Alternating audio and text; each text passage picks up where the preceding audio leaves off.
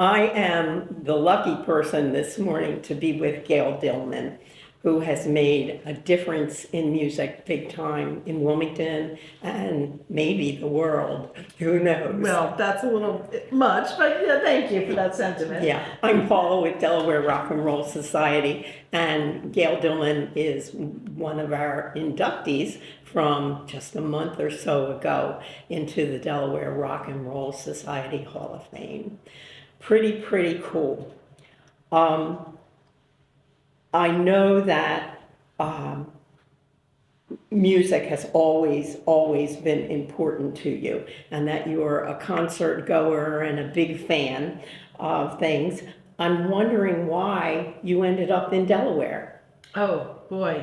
Well, that goes back a ways. So I was married to a person that got a job down here. Right. That was a long time ago. Right. 91. So we moved down here for his work. I left my job at Citibank in New York City. Right. And we started a whole new life here. And I had a baby. His name is Tyler. He's not a baby anymore, but he came down here with us, and then had Erica eventually here in Delaware. So I've been here for a while. I call this home.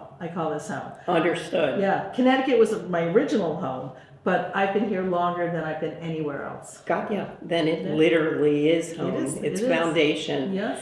Absolutely. How old was your daughter when she started creating music? Well, she had always done different things in the music community. She went to Tower Hill, and so they were required to play an instrument. Mm-hmm. I think her first instrument was either it was the saxophone or the violin, and that's what really got her started. Okay. And then eventually she morphed into wanting a guitar. Mm-hmm. And it was so she went from violin to saxophone, and then she eventually got a guitar, and then she started writing and performing. And she was about 14, 15 years old when that really kicked in. Okay. Did you come from a musical family? Did your parents play instruments? No, nothing. I'll be darned. But my grandfather on my mother's side was a musician, and he wrote music. So he came out of the 1920s, and so he wrote music. Unfortunately, all that music that he wrote got lost over the years when he passed away and moved and all that. So unfortunately, we lost all that music. But he was there's some music gene in our family, and it goes back on my mother's side. There you are. There you are. Now, how about you? Do you find yourself jotting down a potential lyric, or? It's funny. I don't really create music in that way. I've dabbled a little bit over the years, but not really to any significant amount. Okay. Like, I'm not writing a song. I love listening to music. And I love exploring new music. So I make it a point every week to kind of jump in and find something new to listen to, a new artist every single week. What a great habit. Yeah, it's awesome. It's so much fun. There's so much great music out there right now. Yeah, there absolutely is. And there's a big shift right now too. You're not just talking about original music people, you're talking about combining some things from the past.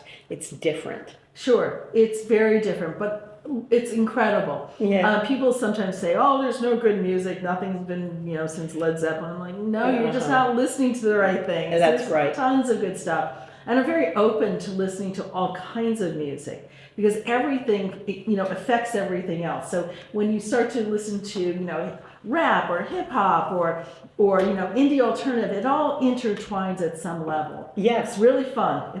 No, it does. And if you just tell those people, explore your radio. Give it a chance. Yeah. Give it a chance. Yeah. See what you think. Yes. See what you think. Yeah. Oh my goodness. And that's not to say there isn't good music from the past. I just it's there. I'd like to find the new stuff. I got you. Yeah. Add to your repertoire. Yes. Yes. Exactly. Yes. Okay. In college, who did you listen to? All right. Well, this is true confessions here. I was a deadhead. Hey, it was innovative, creative, and welcoming. But I also listened to Boz Scaggs. Yeah. So I was kind of all over the place. Wynton Marsalis. I listened to everything. I really love Stevie Wonder. I loved Stevie Wonder, Yes. but I also loved the Grateful Dead. So I was all Gotcha. over the place with my music. Just loved everything. And let's throw in some Donna Summer in there too, because it was Oh, disco days. oh, baby, yes. Yeah, dancing Yes. and all of it. Absolutely. So, a little bit of everything. Absolutely. Did your husband, was he a dancer? No. He was in the financial world. No, Okay. hardly a dancer. Maybe he danced around his clients a little bit, but no, not literally. Not a good marketing Yeah. He liked pattern. to dance. I mean, we always danced when we went to weddings and things like that. But, Right. but not a no. He was in the financial services industry. So, Gotcha. That's cute. yeah. Did you end up playing any instruments? I played piano for a while. Oh, good. When I was a teenager, I played piano, and I had started off late. My parents couldn't afford one. When they finally could, I started taking lessons, and I learned. Because I love different kinds of music. I wanted to learn classical, which I did, but I also wanted to learn jazz. So I found a teacher who would actually start me learning both simultaneously. Wow. Half the lesson would be classical and the other half would be jazz. Wow. It was fun. I love doing that. I love jazz, piano. I loved that. Oh my But eventually, I was working in high school and then I went off to college and the piano did not go with me. So kind of, Yeah. I have a piano, but I haven't gotten back there quite yet. Okay. Maybe Okay. that's to come. Maybe it's calling you a little It bit. is, yes. It sort of sounds like it. Oh my goodness. What was your most recent purchase musically? Oh, I mean, literally, my Spotify. I mean, my last song that I just downloaded was Angela Chic, who's originally from this area, Yeah. and her song that she just released called "Busted."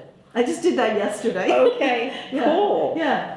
Very cool. I do use Spotify. That's my primary, playlist. Exposure. Yeah. I do a lot of that. So I try and purchase a lot on there. So what little goes back to the artist, Yeah, pretty cool. Yeah.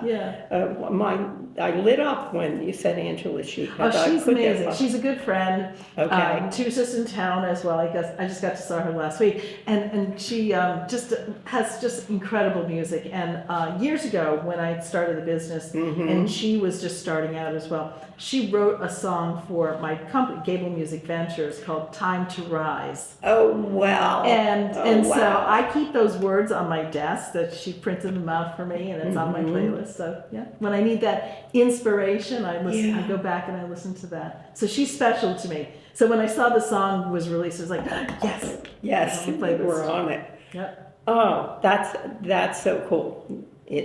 I know that things have been kind of dedicated to you guys. Certainly Second and Loma, just as a location, but as your spot, is still strong. But I wanted to ask about Rose Lager. Is it still happening, the drink? I don't. It was dedicated to, I don't know, maybe it was the 2019. I think I missed that. I don't, yeah. It's an alcoholic beverage that was the beverage of the month or whatever. Oh, I missed it. It must have been the month that I was, it must have been a sober month. I'll go, geez. I'll go back and see where I found that, and I'll call you. Please. We'll talk. And I'll have to try it, obviously. Yeah. Okay. For anybody who this is a new face, I want to let you know, I'll just run a short list. Your awards are crazy good.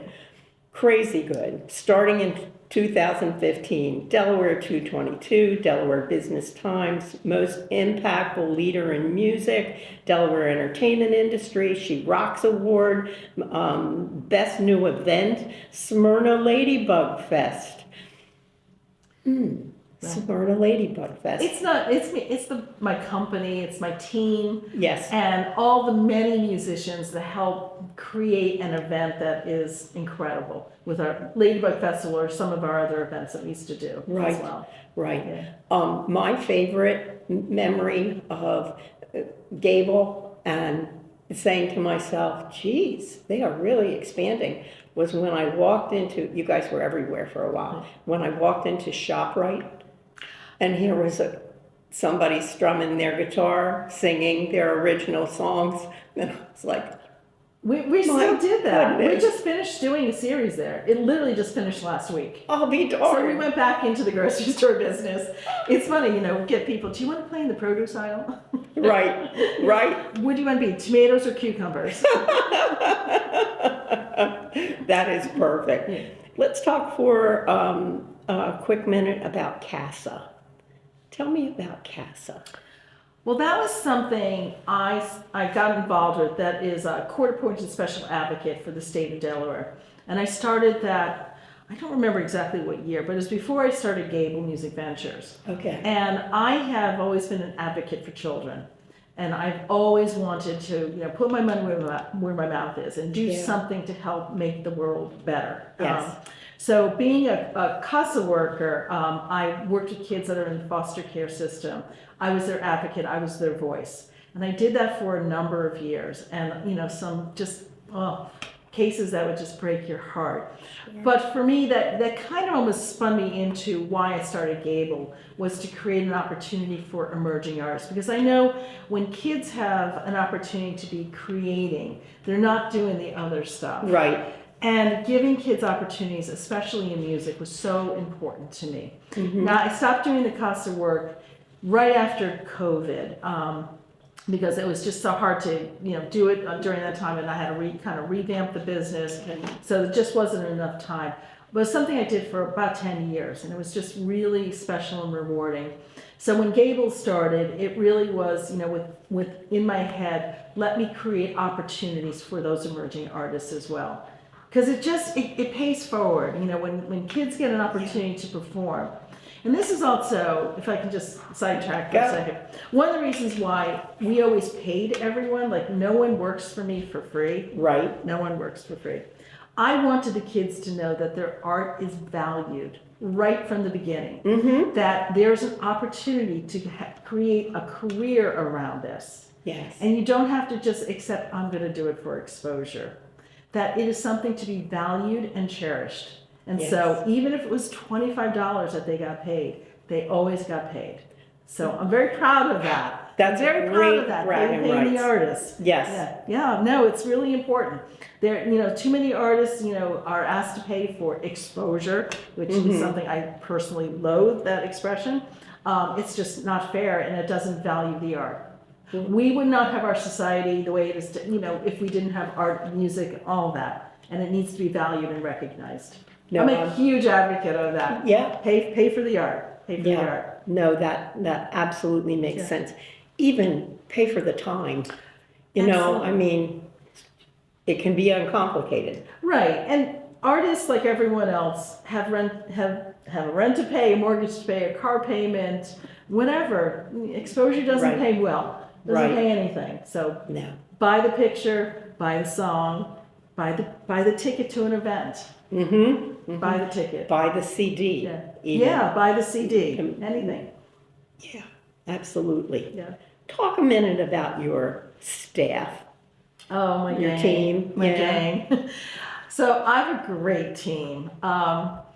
Joe Trainer, who is also an inductee, yes, he is. has been with me. I can't even remember. Everybody's been with me for a while. Mm-hmm. Natalie Antonoff has been, I think it's 6 years now, so she's been working for Gayle as well. Yes. And they both bring a different set of skills. Joe does all my booking stuff, all the production side of the business. Right. Natalie does everything else. She's my creative brain behind all the events. So I have both of them full time. And then we have Joey Hines, who does my support and social media, things like that for Gayle, and Carla Lara, who is on my social media side for Ladybug. So the four of us are, the four of them are my team. So does she have a boyfriend who's a performer? She does. Ty Mathis. Yes. I was going to say, I believe I knew that. Yes. Yeah. In fact, they have an event this weekend. Cool. Yeah. Cool. He's keeping at it. That's wonderful. He is. He is. Wonderful. Which is really important. So I have a really dedicated team, very creative, very committed to Gable and the Ladybug Music Festival. I'm very, very Yeah. fortunate, very fortunate. Yes, well, Very grateful for them. they're fortunate too, because you are the drive. You're the drive. You're probably prior to them, you would have said you were the vision, but I think you've got a bunch of visionaries there, hand in hand with you. Yeah, absolutely, absolutely. What year did Gable Ventures start? 2011. 2011, okay. February. And what are some of your favorite laughs from back in that day? Oh, laughs? Oh Yeah, my gosh. What- There weren't many laughs. There were a few tears. I mean, I was always happy when I was listening to music. And I mean, that would always make me happy. I wouldn't say necessarily laughing. But it was a strain, a struggle to get it going, get it off the ground. I mean, we had a lot of events, a lot of very small events that Right. had no one come to them, or just a couple of people come, and then you'd be Right. like, what am I doing? So Yes. I guess you could find some humor in that. But yeah, but it was hard to laugh at the beginning, other than I just really enjoyed being able to get out there, listen to music, get to know musicians, and Yes. try and start to explain what we were hoping to do as a business as well. Right, and So- get them excited. Yeah, and they Yeah. did, and people were very responsive to us in the beginning. I remember folks talking about Wilma Wednesday. Yes, that- yes, the Wilma Wednesday. Okay. That was fun. And that was, sometimes I would be laughing at that because we would have some really funny things going on there. Craziness. And that started at World Cafe Live when it was here in Wilmington. Yes. So we started that, and then we moved it to Ernest and Scott. It's not Ernest and Scott Wow. anymore. Now it's called Wilma's. So we did that for a number of years, and we showcased all kinds of artists in that. Now that was free. That was not a paid. That was kind of like a curated open mic. Sure. So, but it was really fun, and people would come out and eat and drink and listen, and we had some Yeah. great musicians over the years. There you go. Every Wednesday, that's where I was. Yes, Yeah. I gotcha. And then what year did you jump to Ladybug? 2012. Okay. So Ladybug started, we started doing music down on Lower Market Street, and we were at Film Brothers, where we would rent out the space and have these tiny little shows, and hopefully had people show up, which often they didn't. But nonetheless, Right. we started to get people to come down to that area. And remember in 2012, people did not want to come into downtown Wilmington. Right. They were very afraid of what was going on. They were Leery. afraid there was no parking. There weren't the number of restaurants and opportunities to go out. So we were creating something, and we were getting people to get out of their chairs and get in their cars and come down there. Yes. So because of that, it brought more business there. So Mike and Debbie Schwartz, who are the owners of that property, said they want to throw a party and do like a thank you to, everybody, The like community. hey, the community. So they said, well, if we gave you a little bit more, could you do something? Simultaneously, that's when Firefly was announced. I don't know if you remember Oh, that. yeah. Okay. So you remember when it was announced, a lot of local musicians were very much in a twist over the fact that there were no local musicians on that lineup. So I had this thought and trying to figure out what we were going to do with how we put this party together for the Loma block. I was like, okay, let's do our party. Let's do this party the night before Firefly starts. And so we said, let's do it on a Thursday. And we were like, okay, what are we going to call it? Let's call it. And I'm thinking, see, well, you want to make it sort of like bug related, we're playing off of Firefly. Right. So I said, let's call it Ladybug and make it about women. Women. Yes. And it was just supposed to be a one-off event. Mhm. It was never supposed to happen again. And we marketed it as you could in 2012, because remember, we didn't have Instagram, we didn't have a lot of the things that we do now that we think we always had. But Right. even marketing it then was tough because not everybody was on Facebook. And so, Right. so we got, I think the first year, we had about 300 people show up to this event, and we had 20 women playing in 4 inside venues. The street was still open. There was Wow. and then I found out that Ladybug is the state bug of Delaware, which I had no idea. I didn't know that No, either. you didn't know? Yeah. No, It is. how about that? It is. Well, it certainly is now, Well, if yes. it wasn't previously. Oh my goodness. Yeah. And now there's a Ladybug Festival still in Wilmington, Yes. Middletown, Milford, Old Ellicott City, Maryland. Where's your next destination? Well, we're working on that for next year. We're not in Milford any longer. We did Milford Okay, for a you few did an event years. there. Mhm. Yeah, we did, and we just had Middletown. What we did is a micro fest there. Yes. So we've got some irons in the fire for next year. So you got to stay tuned because I don't want to jinx it. There you go. Yeah. There you go. No, I like that. Absolutely. Okay, when you go home at night, what do you throw on the stove? I hear you like to cook. Oh, I do. So my challenge is now to make delicious gluten-free food because I Right. can't eat gluten. Right. So I am the master of risotto these days. Mhm. I have searched out more gluten-free pastas than I can tell you, and I have found some that are really pretty good. And I'm Nice. Italian, so I want to throw food together. I don't often use a recipe. I love taking vegetables and a protein and creating a sauce. I use the herbs from my garden. I have a great pesto that I made this year. My basil just went crazy. So, Go. yeah. So I like cooking like that. My staff benefits from it too. During the colder months, I'll make chili and things like that so we can Sure. all eat it. And they're like, yes, this is so good. So. Sure. We often eat at our board meetings, but it's generally pizza. Yeah. Yeah. Some of us can't really eat the good pizza anymore, like me, unfortunately. Well, you'll develop one. Yeah, you the know. gluten-free pizza has a ways to go before it really hits the Okay. regular pizza side. Gotcha. Maybe just something that you leave out and go for your risottos. Yes. Oh, wow. Yes. What about plans for continued development? I know you had a gal from France Yes. come in and perform, a woman from Yep. France. And that's pretty impressive that France is finding out about the Ladybug Festival. And Ireland. And, okay, there you go. And Canada. Super. Yeah, we had the Screaming Orphans from Ireland. They were awesome. So our reach now is international. So when we Yes. open up submissions for Ladybug Festival, we're putting some effort behind marketing it, and it has gone overseas, which is amazing, and we're so excited about that. So this past year, 2024, was the first year we actually said we are international because we had 3 artists from 3 different countries. Wow. Yeah. And everybody looks at anything that anything that people have done in the music world over the last 10 years and says, Little Delaware? Well, Guess what? yeah, guess There's what? a lot of powerful, Yep. focused, visionary people We have here. the largest free celebration of women in Yes. music in the country right here. Yes. And it's amazing that we've been able to keep it alive and keep it going, which is a challenge. It's still a challenge to get the arts funded, as we all know. If you're an Yes. artist, you know Yes. it's never ending. It's never ending. So we've created something to really address the issue of women in the festival side of the business. Yes. Because they are underrepresented.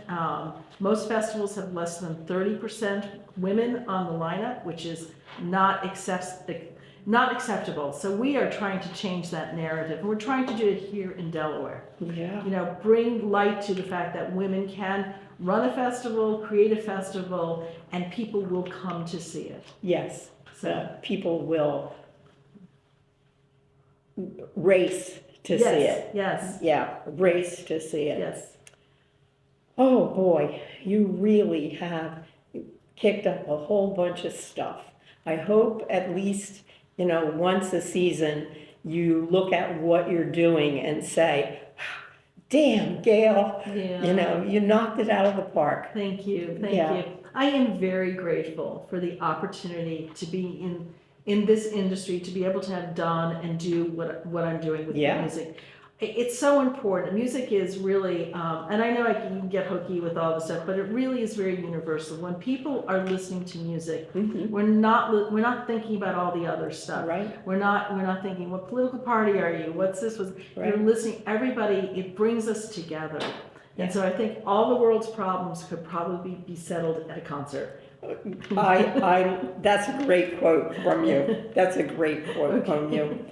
Well, endless musicians, because of you, have got the chance to present.